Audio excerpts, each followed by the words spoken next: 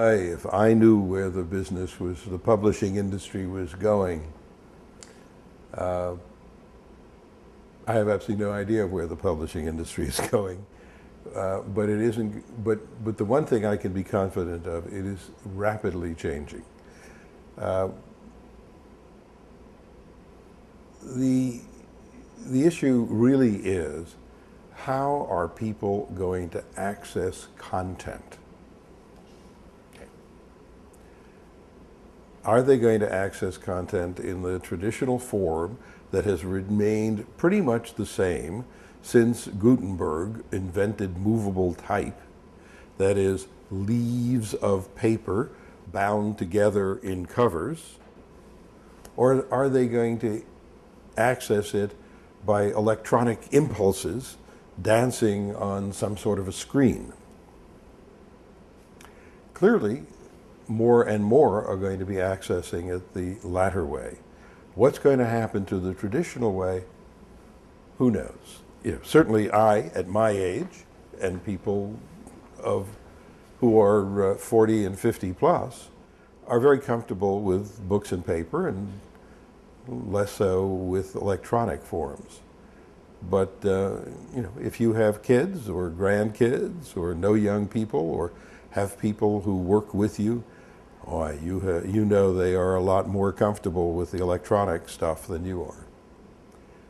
The big change is, first, the distribution system.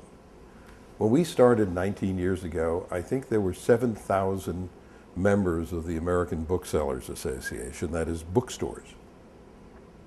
There were no superstores. Today, there are, I think, less than 2,000 members of the American Booksellers Association. Today, over 50% of all books sold in bookstores in America are sold in the three major chains: Barnes & Noble, Borders, and Books A Million.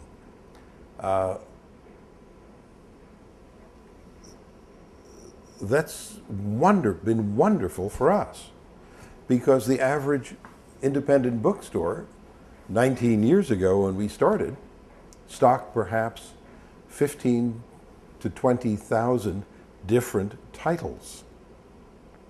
Not books, but titles. They may have had more than one copy of a book. They were not going to devote shelf space to a press that focused on Jewish spirituality.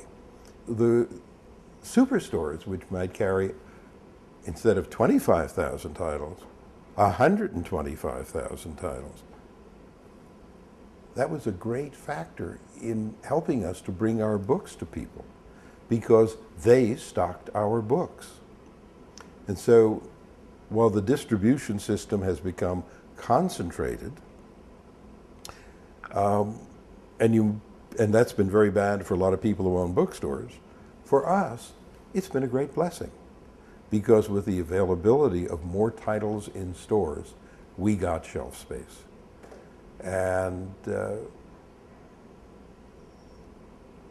now we're facing this electronic revolution. Almost all of our books are now available on Amazon Kindle. And that is only since 4 or 5, 6 months ago.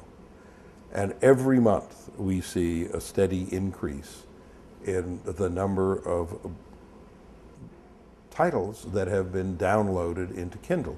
We are now working with other platforms like Barnes & Noble's electronic book delivery system. The question is the electronic cannibalizing the print and paper? There's just not enough data out there. I don't know. But the world will change. The only question is, how fast is it going to change?